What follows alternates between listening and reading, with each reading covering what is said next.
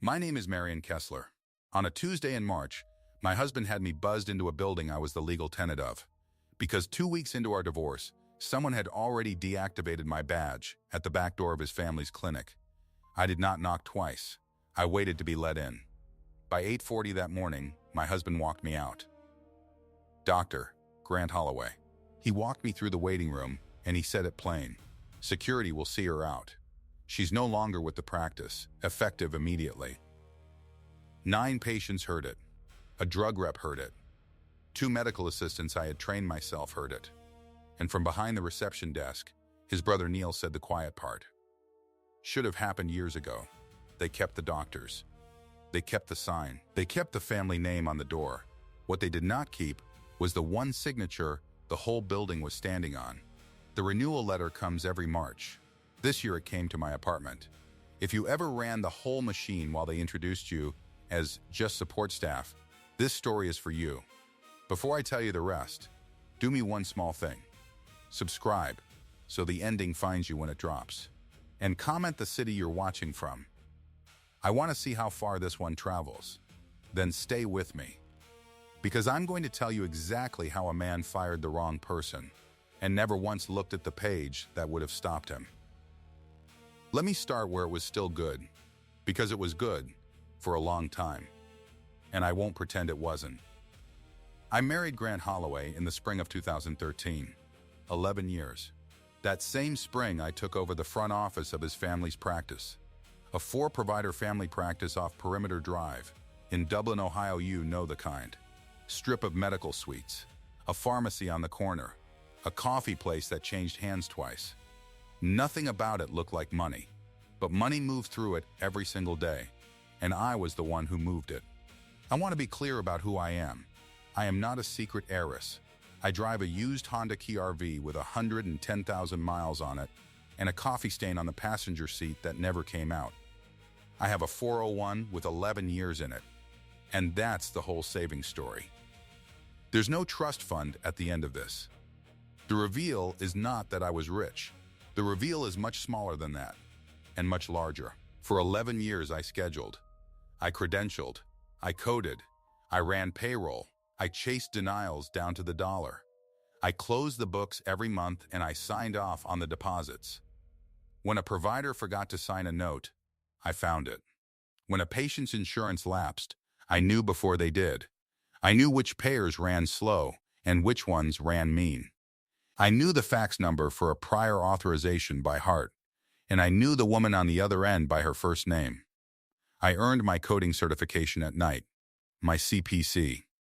I studied at that same kitchen table you're going to hear a lot about after Grant was asleep, with a highlighter and a stack of code books and cold tea. Nobody told me to. The practice needed it, and I was the practice, so I got it. Passed on the first try. I framed the certificate and hung it in my office, and Grant said, "Nice," and went back to his phone. There was a Christmas, I think it was 2019, when a payer clawed back a batch of payments right before the holiday. Recoupment, they call it. They just take it back out of your next deposit, and suddenly the account that pays your staff is short. Payroll was in 2 days. 6 people were counting on it. 2 of them had kids. So I covered it, out of my own account. My own savings, the used CR-V, night school savings. I moved the money in quietly, made payroll, and I never told anyone, because telling anyone would have meant a conversation about whether we could afford the practice, and I didn't want the Holloways looking at my checkbook. I fixed it, and I closed the books, and I wore a red sweater to the staff party, and I smiled. I tell you that, not so you'll feel sorry for me. I tell you so you understand what indispensable felt like from the inside. It felt like love. That was my blind spot. I thought that being indispensable was the same thing as being respected. I thought if I held enough of it together, someone would finally see the size of what I was holding. That is the mistake at the center of this whole story, and I made it every day for 11 years. Now here is a small thing. Keep it in your pocket. It won't seem like much. Every March, a cream envelope comes from the landlord, Meridian Park Holdings, and somebody signs the renewal on the suite. For 6 years, that somebody was me, at my own kitchen table. 5 minutes, a pen, done. And here's why it was me and not the practice. In 2018, we expanded into the suite next door. Knocked through, doubled the floor space, added 2 exam rooms. And when it came time to sign the new lease, the landlord wouldn't take the practice's credit. The practice's numbers were thin that year, all that expansion cost, and the leasing company wanted a personal guarantee. A real name, a real signature, a real person on the hook. So I signed it, personally against my own savings. Tenant of record, Marion Kessler. I did it because it needed doing, and I was the one who did things. Grant thanked me by not thinking about it again. Nobody in that building ever thought about it again. Neither did I. It sat in a drawer, renewing itself every spring, 5 minutes at a time. Cream envelope, kitchen table, my pen. And while we're here, one more thing to pocket, because it's the same kind of thing. Every payer enrollment for those 4 doctors, every CAC attestation, the clearinghouse we sent claims through, the tax ID the money routed to. All of it was built, over 11 years, under one login. Mine, set up by me, maintained by me, attested to by me on a schedule only I watched. None of it looked like anything. That's the point.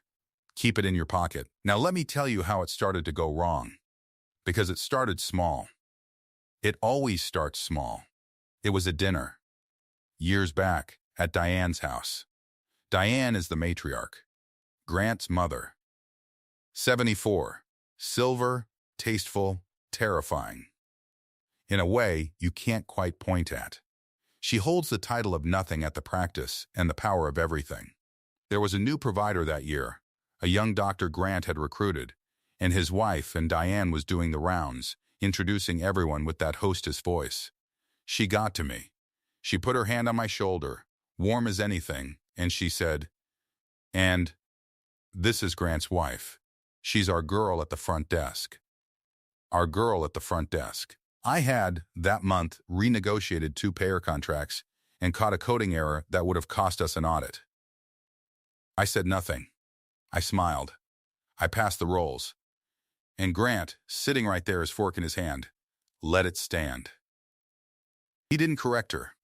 He didn't say, "Mom, Marion runs the whole operation." He let it sit in the air, and he took a bite of his food. That's the thing about the small offenses. There's always a witness, and the witness is your husband, and he chooses the family's comfort over your name. Every time. It kept happening in small ways after that. The practice built a new website, sleek, modern, a page called Our Providers with headshots and bios. I built that site. I hired the designer, wrote the copy, organized the photos, paid the invoice. My name is nowhere on it. Not a byline, not a footer, nothing. Which is correct, I suppose. I wasn't a provider. But there was no page for me either. There was no page for the person who made the page. I was the hands that built the room and then got asked to wait outside it. You learn to swallow those. You tell yourself they're nothing. And they are nothing, one at a time. It's the 11 years of them stacked up that becomes something. It becomes a debt. Somebody owes you, and you keep not collecting, and the not collecting starts to feel like who you are. The marriage ended the way these things usually do, not with a fight. With a long, slow quiet. We stopped being 2 people and became 2 schedules that shared a house. He worked, I worked, we passed in the kitchen. There was no other woman, no throne plate, nothing you could put in a headline. Just 11 years of me holding things together and him assuming they'd stay together on their own. Which, if you think about it, is exactly how he ran the practice too. He should have paid attention to that pattern. He didn't. I filed first. Franklin County Common Pleas. I remember the parking garage more than the courthouse. I sat in the car V afterward and I didn't cry. I felt something more like relief, and under the relief, a cold little thought I didn't examine yet. The thought was, he has no idea how much of this house he lives in was built by me. He was about to find out about the house we both lived in. He had no idea about the other building. Within days, Grant started moving pieces. Not carefully. He never did anything carefully in his life, because things had always cared for themselves around him. He reassigned my duties, told the staff I was transitioning out. That phrase. Like I was a season ending. He had someone strip my admin rights on the scheduling software. Made a little show of it, I heard later, standing over the front desk while a tech clicked the boxes. And here's the part I want you to hold on to, because it's the whole engine of what's coming. He stripped the things he could see. The schedule, the calendar, the stuff on the surface, the stuff a doctor thinks of when he thinks of the office. He did not strip the things he didn't know existed. He couldn't. You can't revoke access to a system you don't know is load-bearing. He took away my ability to book an appointment. He left, completely intact, my hold on every dollar the building earned. Because he didn't know it was mine to hold. Neither did Neil. Neither did any of them. Then came the Tuesday. I want to walk you through this one slowly, because it's the center of it, and because I have replayed it enough times to give it to you exactly. It was a Tuesday in March, 2 weeks, almost to the day, since I'd filed. I drove to the practice like I had for 11 years. Same lot, same spot. The one by the dumpster that nobody else wanted, so it was always mine. I walked to the back door, the staff door, the one I'd unlocked first thing every morning for over a decade, so the coffee would be on before the first doctor arrived. I put my badge to the reader. Red light. Nothing. I tried again. Slower, like it might have been me. Red, my badge, the badge I'd used that Friday, was dead. Someone had deactivated it. At the back door of the building I was the legal tenant of, and I stood there for a second in the cold with my dead badge in my hand, and I understood that they had made me a visitor to my own name. I did not knock twice. I want you to know that. I knocked once, and then I waited. Through the little glass window I could see Tessa, one of the medical assistants, a good kid, 27. Sharp. The one I'd trained the best. She saw me. Her face did something complicated. She came and let me in, and she whispered, "I'm so sorry, I didn't know. They didn't tell us." And I put my hand on her arm, and I said, "It's all right, honey, go on." Because it wasn't her fault, and because I already knew what the morning was. Grant was waiting. So was Neil. Neil is the younger brother, 47, a provider, and the self-appointed manager of things he had never once actually managed. He thinks a login is the same as knowing what it does. Remember that about Neil. He wanted to run operations he'd never run, and he thought firing me was how you take the wheel. He didn't understand that the wheel wasn't connected to anything he could see. They didn't take me to an office. That's what I keep coming back to. They didn't do it in private, quiet, with a little dignity, the way you'd let go of a person who'd given you 11 years. They walked me out the front. Through the waiting room, at 8:40 in the morning, when it was full. I counted later in my head, because counting is what I do. 9 patients in the chairs. A woman with a baby. An older man with a cane I'd checked in 100 times. Mr. Petrarch, who always brought butterscotch candies for the desk. A drug rep by the window in a good suit with a rolling bag, waiting to pitch someone. And 2 of my medical assistants standing by the desk, Tessa and another girl, both of whom I had hired, and trained, and covered for. And Grant said it to the room. He didn't lower his voice. Security will see her out. She's no longer with the practice, effective immediately. There was no security. There was a maintenance guy named Dale who looked like he wanted to be anywhere else. But Grant said security. For the theater of it, for the waiting room. And Neil, from behind the desk, my desk, said, "Should have happened years ago." Here is what I did not do. I did not shout. I did not cry. Not one tear. Not in that room. Not in the car. I want you to hear that. because I think the people who did this to me expected one of those two things, and the fact that they got neither is the first thing that should have scared them. Here is what I did do. I walked to my office. Grant followed, like I might steal something. I took two things, my personal laptop, the one I'd bought myself, and a single manila folder with my certification in it. My CPC. The thing I earned at that kitchen table at night. That's all. I left my keys on the desk. I left my mug, the one that said World's Okayest Manager that Tessa had given me as a joke. I left the framed thank you cards. I left everything with the practice's name on it. Every pen, every notepad, every branded thing. I left it all there for them. And as I walked back out through that waiting room, past the 9 patients and the drug rep and my 2 girls, I had one thought, and I did not say it out loud. I said it to no one, just to myself, just to keep. I let them think walking me out was the expensive part. That was the Tuesday. That was the top of the mountain, as far as they knew. Walk her out, change the locks, done. The girl at the front desk, gone at last. Then came the small stuff, the aftershocks. And I want to tell you about them not because they hurt the most, but because of what they show about the people I was dealing with. Big cruelty you can almost respect. It's the pettiness that tells you who someone really is. First, the Cobra Notice. That's the letter that tells you, congratulations, you can keep your health insurance. If you'd like to pay the entire cost yourself, all of it, every month out of pocket. Which lands a little different when you are 49 and newly uninsured and in the middle of a divorce and your ex-husband is a doctor. I had run the practice's benefits for 11 years. I knew exactly what that letter meant and exactly what it would cost.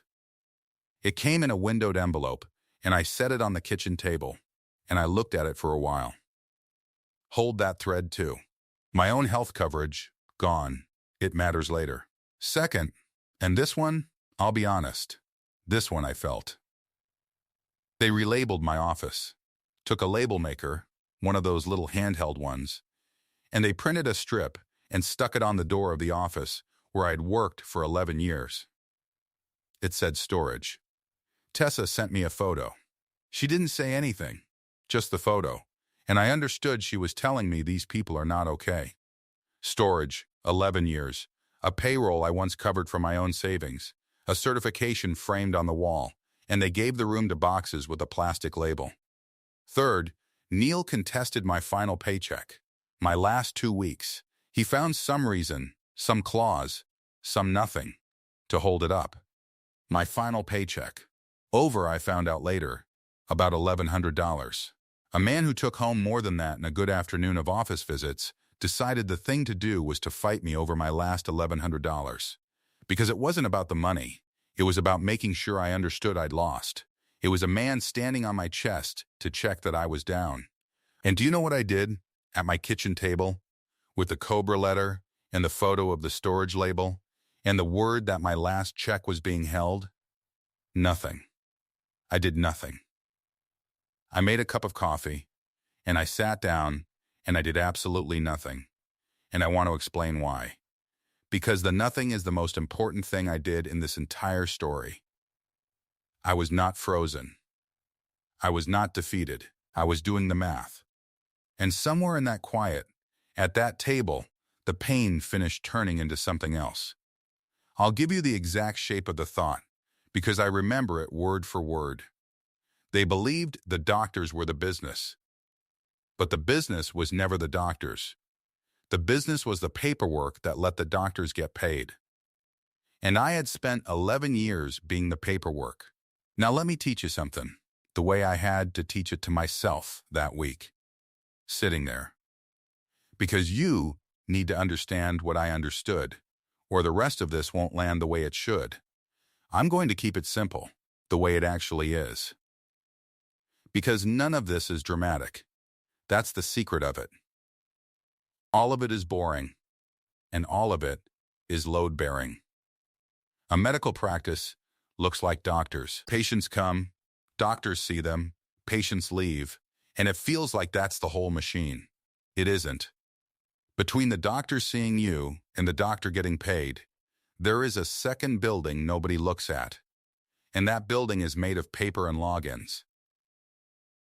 Start with the lease, the physical suite, the exam rooms, the waiting room where they walked me out. Somebody's name is on that lease. The tenant of record. The person the landlord actually holds responsible. And that person, since 2018, against her own savings, at her own kitchen table, was me. Not the practice. Not Grant. Me, then the tax ID. The money the practice earns doesn't just appear. It flows through an identity, an enrolled entity, into an account. That structure, that routing, I built and I maintained. Then the enrollments. This is the one people never understand until it's too late. A doctor can't just bill an insurance company because he went to medical school.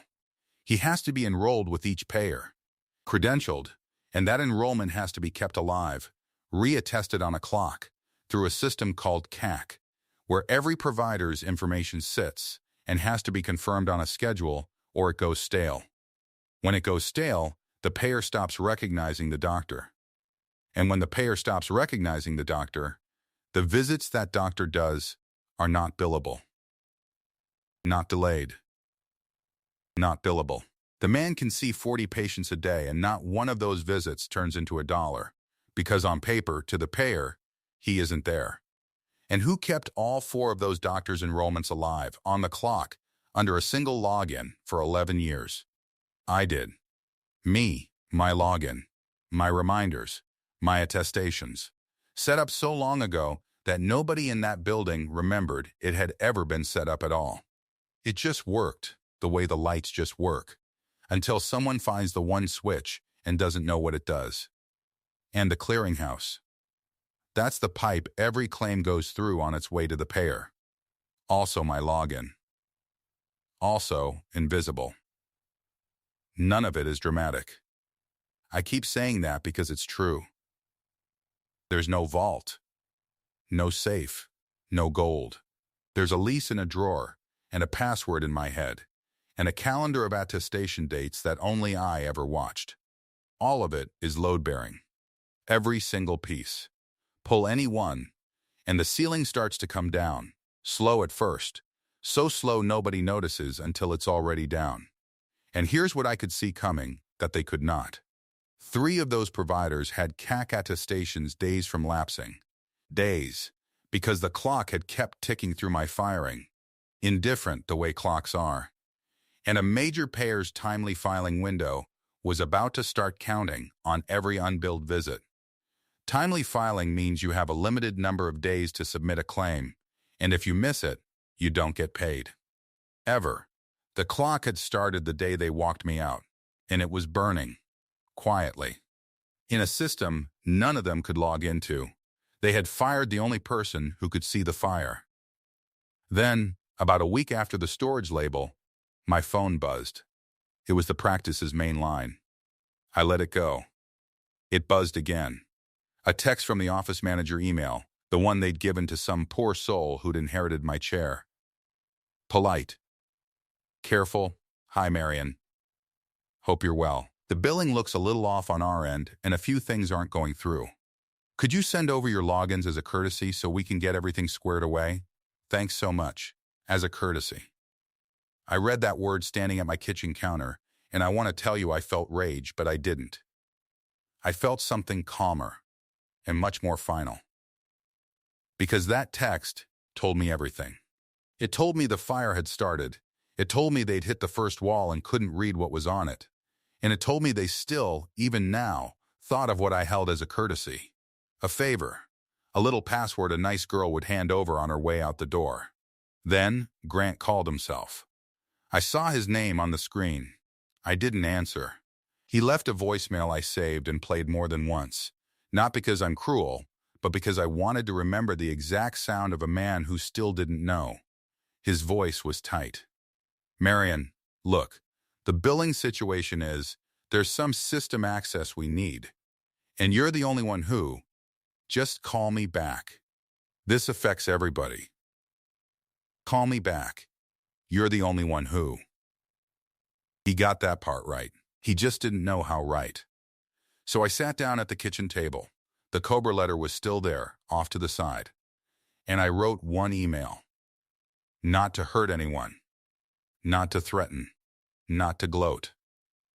I want you to understand exactly what I did and exactly what I did not do, because this is the moment the whole thing turns, and it turns on restraint. I did not delete anything. I did not disable a single login. I did not corrupt a file or cancel an enrollment or tip off a payer. I did not touch the machine. I could have. I want to be honest with you. I could have burned it to the ground from my kitchen table in about 20 minutes, and no one would ever have proven I did a thing. I didn't. Not because I'm a saint. Because I didn't need to. And because a woman who breaks things gives them someone to blame. I wasn't going to give them that. I wrote 3 sentences. I wrote, I no longer work for the practice. Please direct all operational and billing questions to your new manager. I wish you the best. And I sent it. And then I blocked the office line and the office manager email and Grant's cell. That was it. That was the whole act. I stopped being the permission structure. I didn't push the building over. I just stopped being the thing that held it up. And I stood up from the table and I refilled my coffee. And I watched the clock on the microwave turn over a minute. And I thought, the attestations lapse on Thursday. I didn't do anything.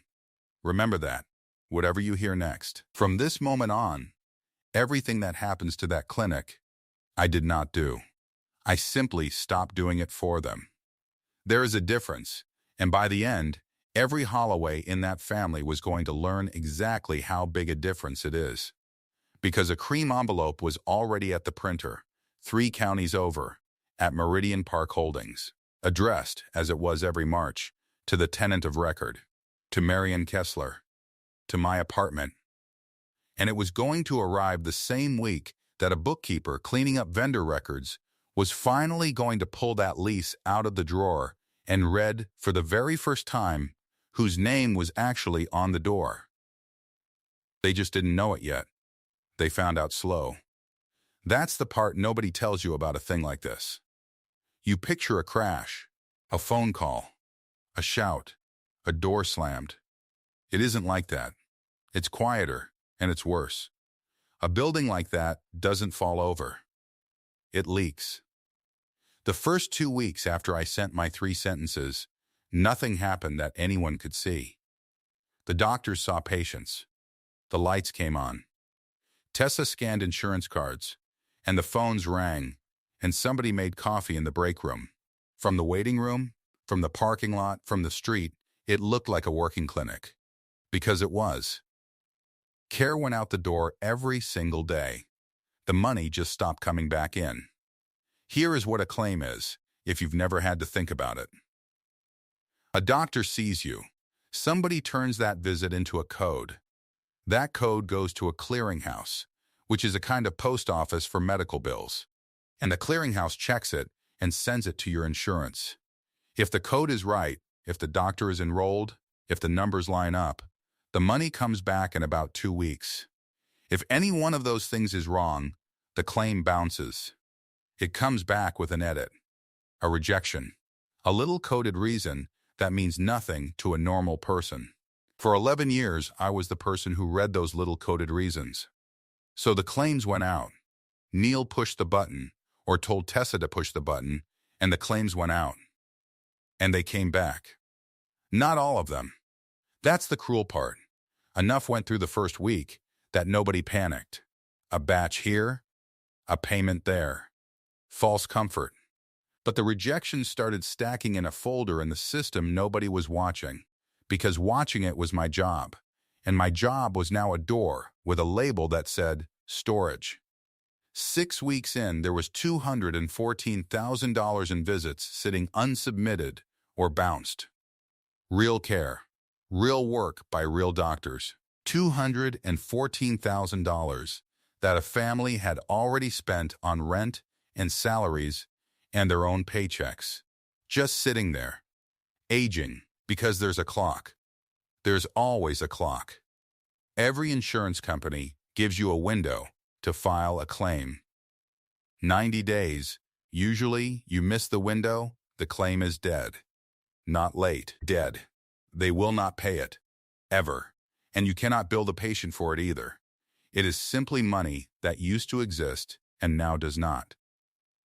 The day they walked me through the waiting room, that clock started running on every visit in the building. And it does not stop for grief. It does not stop for a divorce. It does not care that the doctors are very good doctors. Tick. Then a credentialing attestation lapsed. I told you it would. Thursday. CAC is a database. Every provider has a profile in it, and every few months you have to log in and reattest, which is a fancy word for click a button that says, yes, I still exist. My license is still good. My address hasn't changed. Miss it, and your profile goes stale. And when your profile goes stale, the insurance companies that check it start to quietly drop you. Not with a phone call, with a suspension. One of Grant's providers, I won't say which, it doesn't matter now, got suspended mid-cycle by a major payer. Which means every visit that provider did for weeks wasn't just aging. It wasn't billable at all. Care given, for free, forever. And nobody in that building knew it yet. I knew it. I knew it from my kitchen table, drinking coffee I made for one person. I did nothing about it. I want to be very clear, because I know how this sounds. I did not reach into their system and turn anything off. The button that needed clicking sat there, unclicked, because the only hands that knew it existed were mine, and my hands were at home.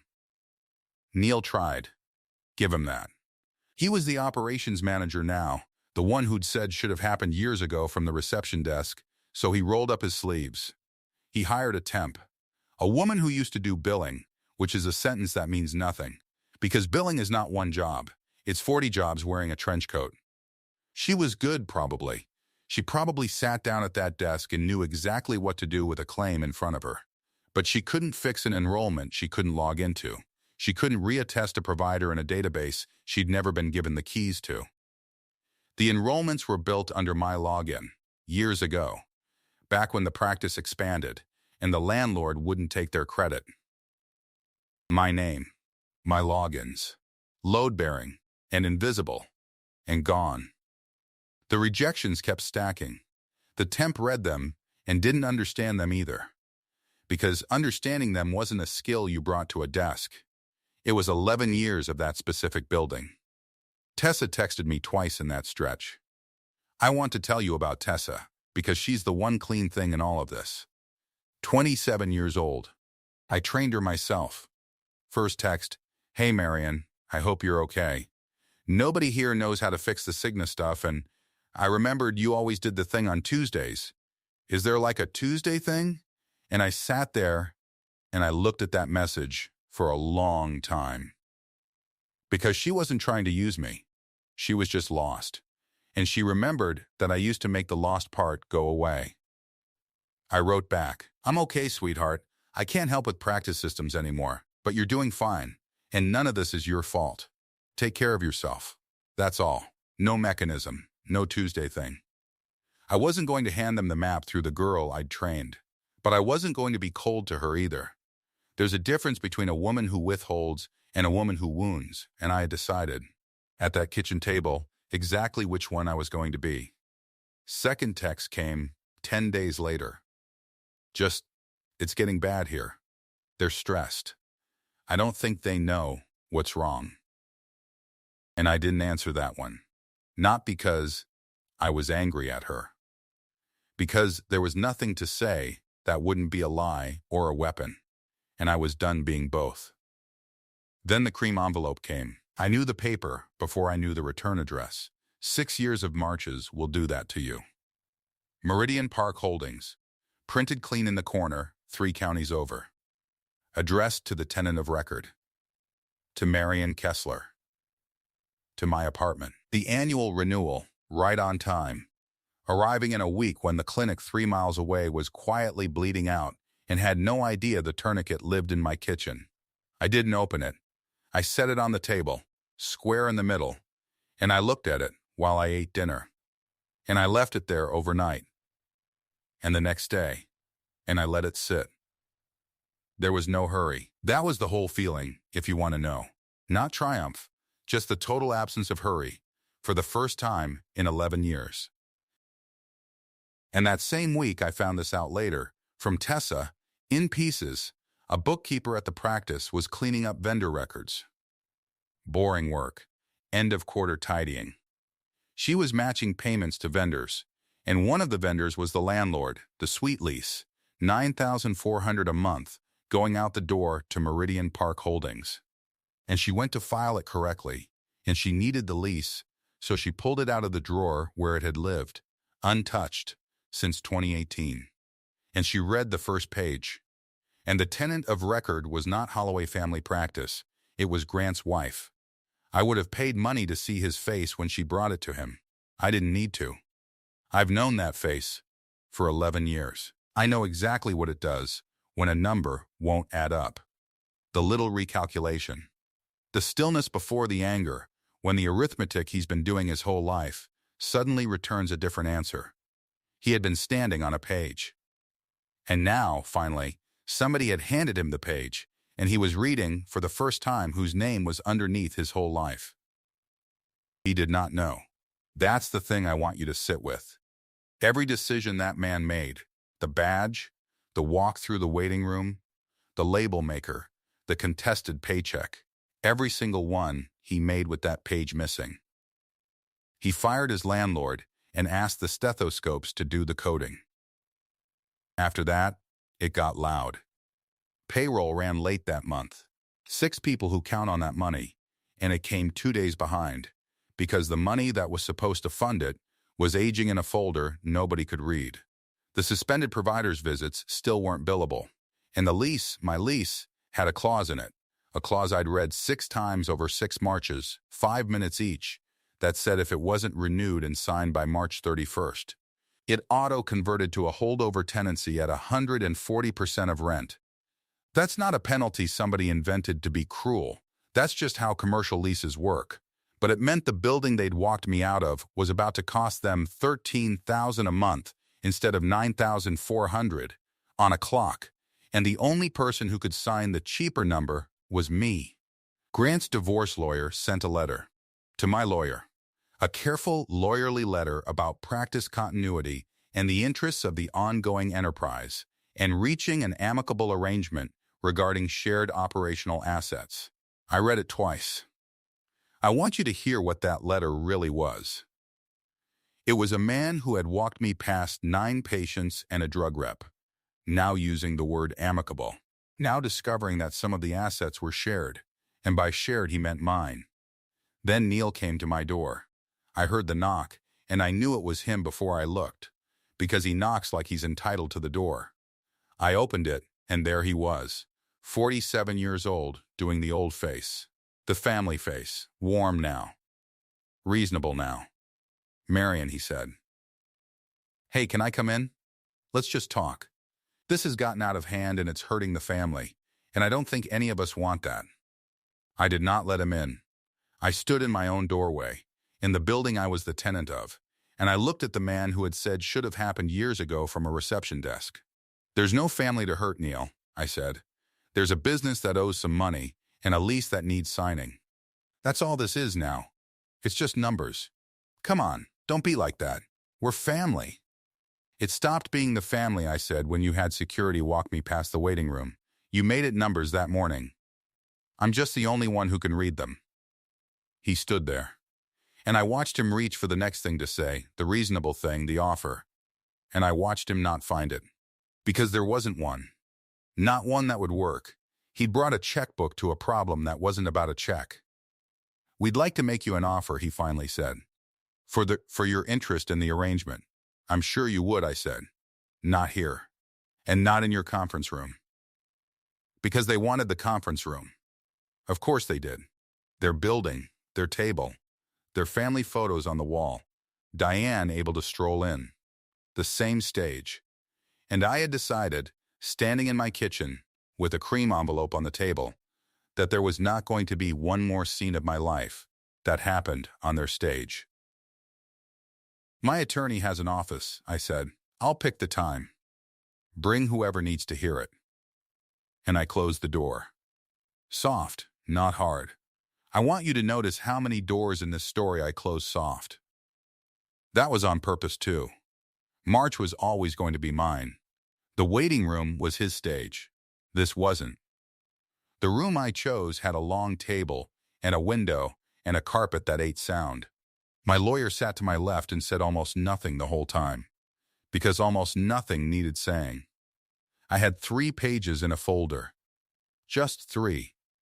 And I want to tell you about each face as it came through that door, because they walked me out all at once, in a crowd, in front of an audience. I was going to give each of them their moment alone. Grant came in first. He expected a negotiation. You could see it in how he sat down, the settling in, the hands folded, the little breath that says, all right, let's find the middle. 52 years old, a good doctor. My husband for the 11 years the divorce papers were still counting. He looked tired. I'll be honest, some part of me had loved that face for a long time, and that part of me was quiet now. But it was still in the room. Marion, he said, we can work something out. I know things got handled badly. Let's just be practical here. I slid the first page across. The lease. His eyes went to the tenant line and stopped. I slid the second page.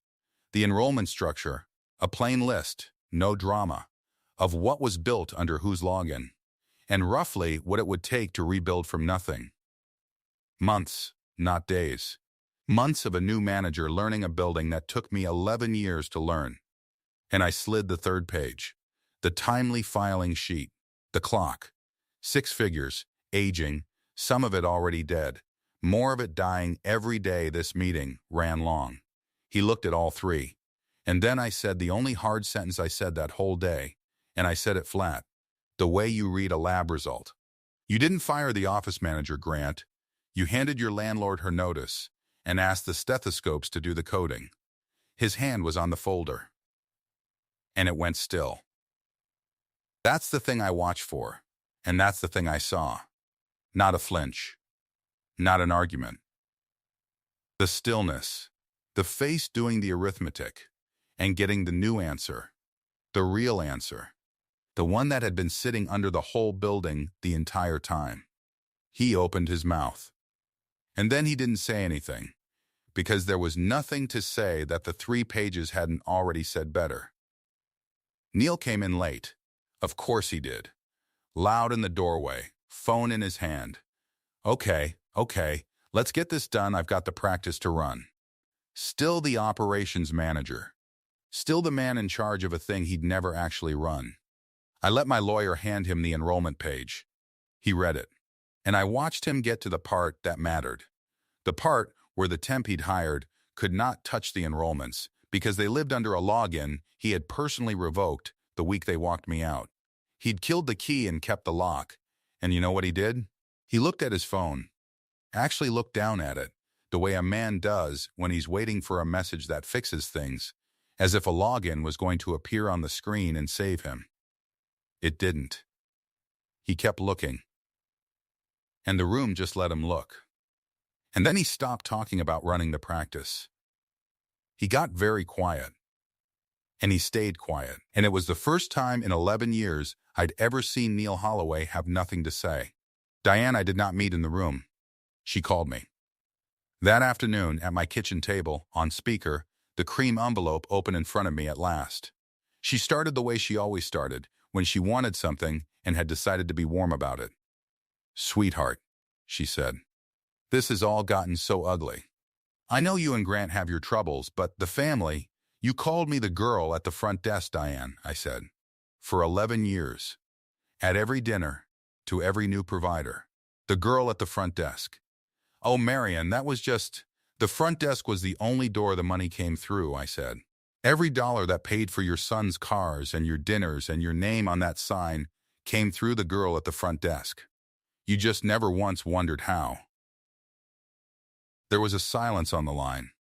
And then she started to explain herself, the way she always explained herself, and I let her have the sentence, because it was hers. And when she was done, I said, take care of yourself, Diane. and I hung up. Soft, not hard. Raymond, the founder, 78 years old, the one who signed nothing anymore and assumed it all still ran itself, he understood first. He wasn't even in the meeting.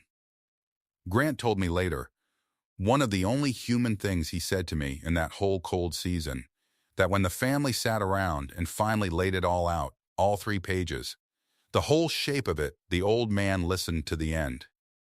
And then Raymond took off his glasses, and he cleaned them on his shirt the way he'd done my whole marriage. And he said the truest thing any of them said. We kept the wrong Holloway. He wasn't being cruel. He was being a man who'd built a practice from nothing in 1978 and knew, in his bones, what a practice actually is. It's not the sign.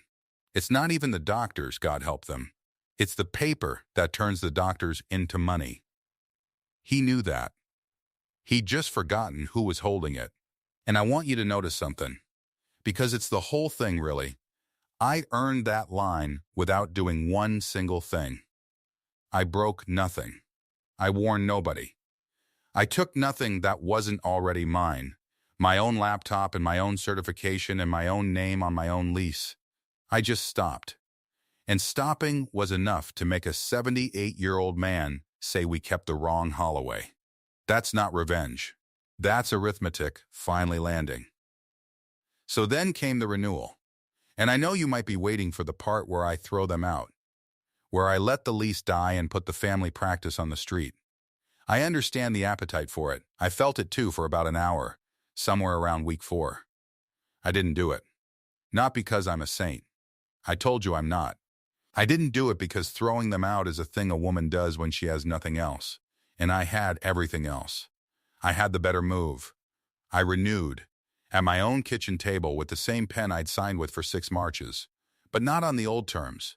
On new ones, in writing, drafted careful. The lease continues. In my name. At market rate, not the sweetheart number I'd been carrying them at, the real number. And the practice becomes my subtenant. They rent from me now. And the billing operations, the credentialing, the enrollments, the whole invisible load-bearing machine, that comes back under contract, to my company, at a rate that reflects what the permission structure is actually worth. Not front desk money. What it's worth. I invited Grant to read the terms before I signed. He came to the apartment, stood in my kitchen, where the cream envelope was open on the table, and he read the whole thing in silence, page by page. And I watched him get to the number, and I watched him understand that he was going to keep the sign, and keep the stethoscopes, and keep the family name on the door, and pay his ex-wife, every month, for the paper that let all of it stay alive. He didn't argue. What was there to argue with? Every other road led off a cliff. He set the pages down.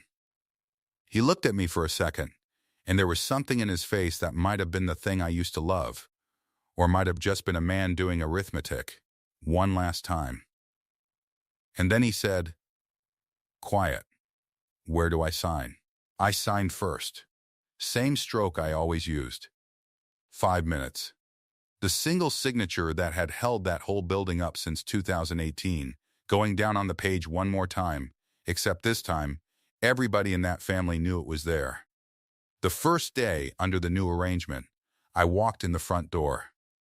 Not the back. Not buzzed in like a visitor to my own building. The front. And my badge beeped green, because it was my tenancy now, and the system Neil had triumphantly deactivated had been quietly reactivated by the woman who'd built the system. I walked past the reception desk. 9 chairs in the waiting room, most of them full. Mr. Petrarch was there, actually, with his butterscotch candies, and he lit up and pushed one across the desk toward me like nothing had ever happened. Because to him, nothing had. And I took it.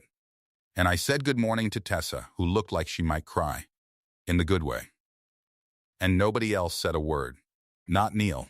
Not the temp. The account that had been opened in that waiting room, in front of 9 patients and a drug rep and 2 medical assistants, it closed in that same room.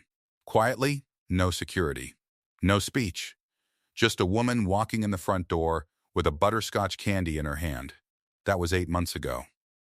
I'm on my balcony right now, if you want to know where I am telling you this from. It's morning. I have coffee I did not make for anyone else. The key RV is in the lot downstairs, 110,000 miles on it, and I kept it. Because it's mine, and it runs, and I don't need a new one to prove anything to anyone anymore. I have a consulting shingle now. My own name on it. I do credentialing and billing operations for independent practices, the small ones. The 4 provider family shops off some perimeter drive somewhere. The ones that don't know yet that the person who runs their invisible machine is the most load-bearing thing they own. I've got 2 clients so far, one in Dublin and one over in Westerville. Good doctors, good people, and every one of them knows my name.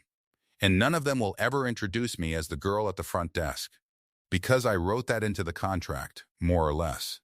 The Holloway practice runs. It runs fine actually on my paper, at my rate.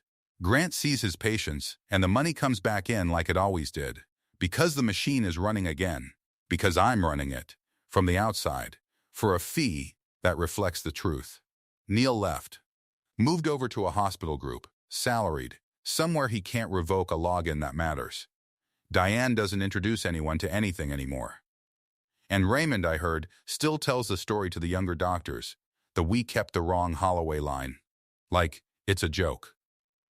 It isn't a joke. It's the only thing anybody in that family ever understood. Oh, and I have health insurance again. My own plan. In my own name. That Cobra letter that sat on my kitchen table the week they walked me out, the one that was supposed to be the last little twist of the knife, I never signed it. Didn't need it. I have my own now. It's a small thing. It's the whole thing. Here's what I know. 8 months out, on a balcony, with coffee for one. They fired the person holding the paper and kept the people holding the stethoscopes. And they were so sure. Everybody's always so sure. The stethoscopes were never the practice. The sign was never the practice. The family name on the door off Perimeter Drive was never for one single day the practice. The signature was. It always was. I just spent 11 years letting them believe otherwise, because I thought being indispensable was the same thing as being respected. It isn't. But it turns out it's worth quite a lot more. If you ran the whole machine while they called you just support staff, if you've ever been walked past the people you trained, out a door you were paying for, I hope this one found you on a good morning. Tell me the city you're watching from. I want to see how far this one travels.